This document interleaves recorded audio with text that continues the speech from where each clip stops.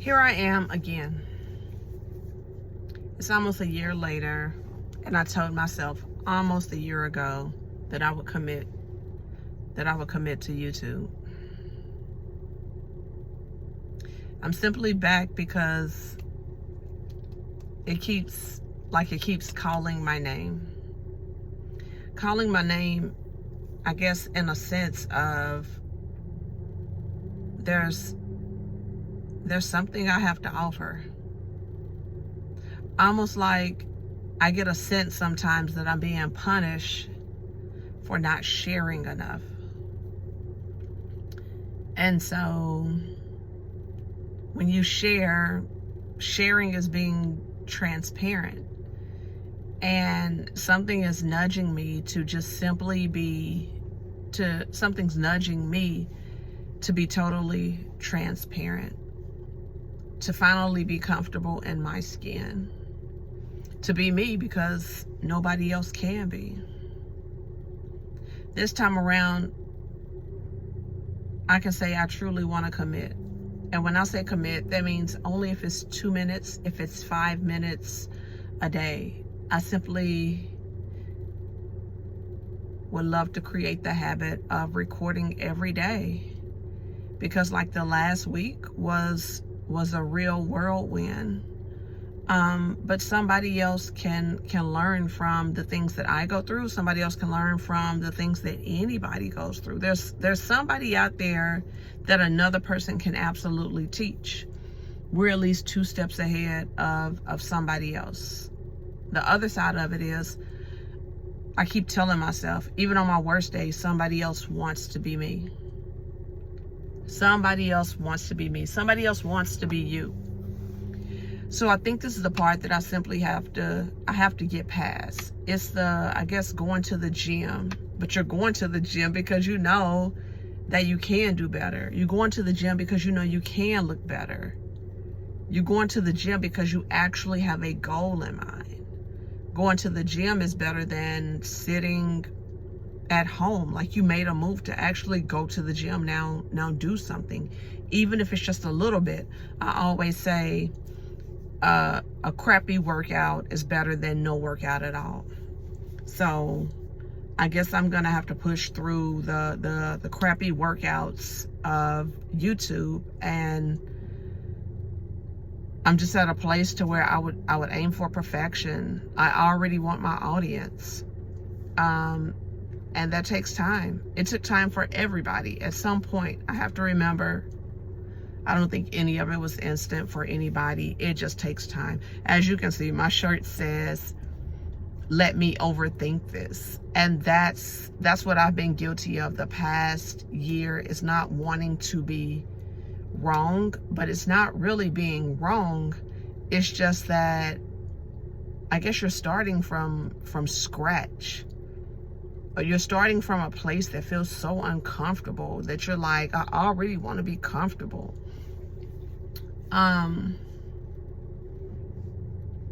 So I'm just going to be as transparent as I possibly can be. I'm going to be as consistent as I can possibly be.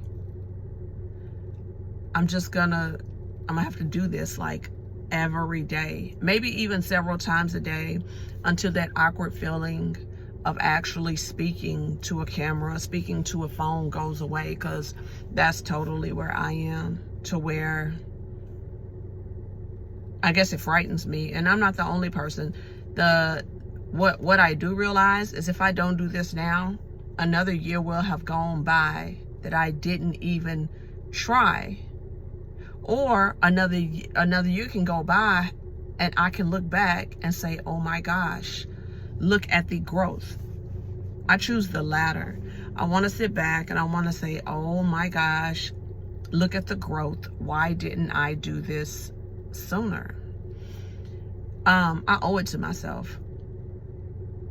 Sometimes I feel like being the smartest, you can sometimes make the slowest, or I guess dumbest, of mistakes because you overthink it. It's like someone saying,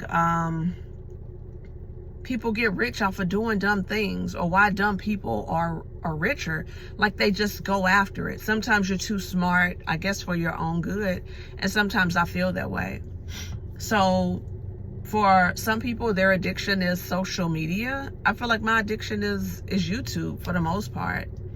Some would say that YouTube still is social media, but my addiction is information.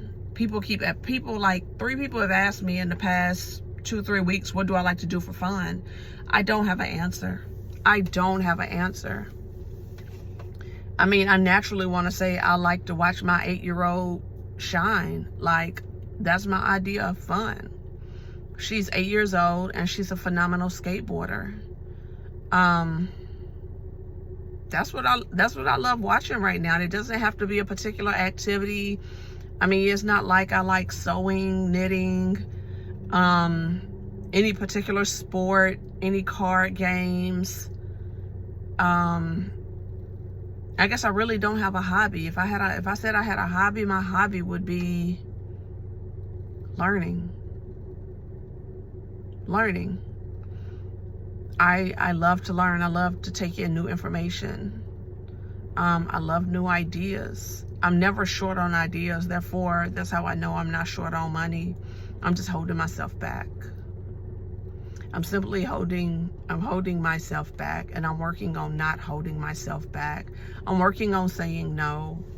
I'm working on putting myself first, even if that means, I guess, telling my 8-year-old no, in a sense. It's to where I finally tell myself yes. And I can't remember the last time I told myself yes and meant it. Like, it's been a while. It's been almost 10 years since I like really did something for me. I know that I'm a powerful manifester. Money is not my issue. Mindset is. Money is not my issue. Mindset is. Not only is, it's not even mindset. I take that back. Money is not my issue. Taking action is. So even if every little brilliant thought that I got, if I took the smallest amount of action, I know that it could become something incredible. Even if I didn't take the action and I gave the idea to somebody else, I still know my ideas are incredible. I share them all the time. Right now, what kind of feels right? I asked a friend, I was like, what do you really think that I'm good at? And he was like, I think you're really good with children. Something about hearing children, it scares me a little bit, but children are at the point, I don't know, children love me. Like, children absolutely love me. They adore me. I think they see me as a bigger kid or a bigger child. And there are some adults in the world to where that's really a thing. Like, you're a kid at heart, and you're a kid at heart for a reason, because some people are out here taking things too serious. And the polarity of that would be those take things too seriously and those that are, you know, a little bit more lighthearted. I find myself to be a little bit more lighthearted, and I get ridiculed for it, because life is what we make of it. Purpose doesn't really exist outside of the purpose that we choose to give something. Nothing really has purpose. Nothing really has purpose. There really are no truths. Like, that's really where I am. A truth is only a truth because 2 or more agree. That's it. A truth is only a truth because 2 or more agree. There are no absolute truths. We create our own reality. And so I'm in a position to where I actually want to take the initiative. I want to take the steering wheel to say that I am in control. And I want to show others that they are in control too. To the point to where if you feel like something is going wrong or going different, there's a way to shift out of it. It really is. There's a silver lining to just about anything. Last weekend, my alternator went to shit after my 8-year-old locked my keys in the car, like, same night. And I was like, you gotta be kidding me. What's crazy is right before that, I was like, yes, Like, I'm finally getting ahead. I came into some money and I was like, oh, I'm getting ahead. I'm really getting ahead. I'm gonna get ahead this time. I'm gonna manage it properly this time. Okay, so I told somebody else my story of what happened over the weekend with the alternator, and they were like, that is a silver lining. You were given the money because you needed to work out what was coming. So prior to that, I had been holding like an affirmation of like my reality is, what was it? Something to the effect that my reality is full of abundance and prosperity in time, money, and loopholes. So basically, I'm just telling myself like the week prior that in my reality, I'm abundant in time, money, and loopholes. In my reality, I'm abundant in time, money, and loopholes. In time, money, and loopholes, that's where I'm abundant. And so when I start making these claims, we start to get a test. And it's like, oh, are you really abundant in time, money, and loopholes? And so it's over the weekend, knowing that I had things to get to on Monday. That was a matter of time and money, and I was like, how am I gonna pull this off? One of the people I asked for help, like to borrow their car, and they're fully capable, they were like, no. I'm like, oh, okay. That wasn't their first time telling me no. I don't know why I keep going back to them asking for help every time, and they find multiple ways to tell me no. One day I'll learn. But then somebody else did, help me out in a situation. That's another situation I'm working through. But yeah, mindset is my direction. Not only mindset, but taking action. This is my form of taking action, of putting out a video that I'm not ready to put out, putting forth a face I don't feel like I'm really ready to put forth. But I know that I have the knowledge. I know that I have the power to influence. I come across incredible information. I am information. I am a wealth of knowledge. I'm a wealth of knowledge. I am a wealth of knowledge, and I absolutely know it. I know there are rooms that I may not be the richest, but I am the smartest one in there. I'm the most intelligent one in there. Is that egotistical? No, not at all. I've just been at a point to where I'll put myself in a room and I'll shrink. And I don't know why. I really don't. I think it's something that comes from childhood. I'll shrink. I had this conversation with my 8-year-old the other day. She played a game of skate with 2 kids that she just beat in a competition. She just beat them in a skateboard competition 2 weeks ago. They played her in a game of skate where the point of the game is to actually win. The person that can do the most amount of tricks and the other can't do, the first person to spell out skate, they lose. Second person spell out skate, they lose. So she said the 2 kids were like, we can't do those tricks. Can you do something easier? When I found out, I was livid. I was like, don't you ever shrink to make somebody else comfortable. Never, ever do you do something different. Never, ever do you turn to the shadows to brighten somebody else's light. So it was simply me preaching to her, giving her a message that I should have been telling myself. I'm done shrinking.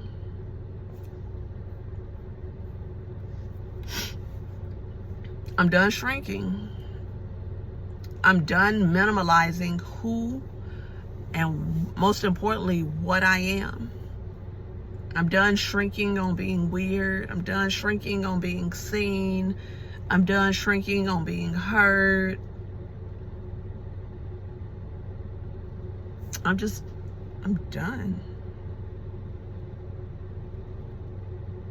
I'm done. Sometimes I can, I don't know, go into a room or say something and I can start to see people just sort of close in like, oh, she's got the room now. And it's not me coming in. I'm not doing anything to particularly take over. I absolutely want to put a smile on everybody's face. And I honestly think when I walk in, there's a shift that takes place in that room, almost like they were waiting. Like they were waiting on me. So by me not going forward with YouTube, you know, which people see around the world, it's like doing a disservice to mankind or to other people, because somebody can find me and literally find the answer to a problem they're having. So this video is supposed to be 5 minutes long. It's already 15 minutes long. Didn't know I could talk that long.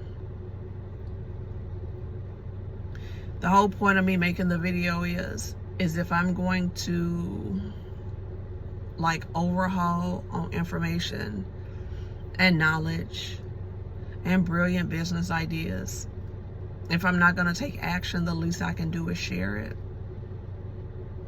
Because I feel like I come across a lot of information and I know things that people they look at me and they wouldn't think that I know what I know. So maybe somebody will see me and be like, oh, she looks like me. But once they start to listen, they'll be like, oh, that's different. And then I'm able to teach them. And they start to think different. They start to move different. Next thing you know, we build a community. We're a collective, and you know, we moving and shaking. And this really becomes something. That's really what I'm looking for is, and I don't even have to look, because I've already took the initiative to hit record. So I know that as long as I stay consistent, as long as you start something, I feel like it's taking that one step and the universe will take 2. I'm taking that one step, that one little tiny step. And eventually that step turns into a leap. But I just got to keep at it. I'm just kind of at a point right now to where I feel like I have a little bit more direction, but I'm going to still keep throwing shit at the wall until something sticks. I know that I'm multi-passionate. I know that I shift directions, and there's nothing wrong with that, especially for children. That's why I want to actually be like a mindset coach for children, because I think that the average adult, I don't know, they don't leave room for possibility. They don't. I feel like I found a way to do things different. Like, I feel like I found a way to kind of cheat the matrix. And when I say cheat the matrix, yeah, my nose right. When I say cheat the matrix, I found a way to do things in a different fashion, to where I think others tend to ridicule me, but I think it's simply out of jealousy that they got stuck doing the thing and I found a way to escape it. And it's a matter of perspective. But I'm a little short on time, but I still made the video. So yeah, I'm all about mindset, and this is my way of being accountable and taking action.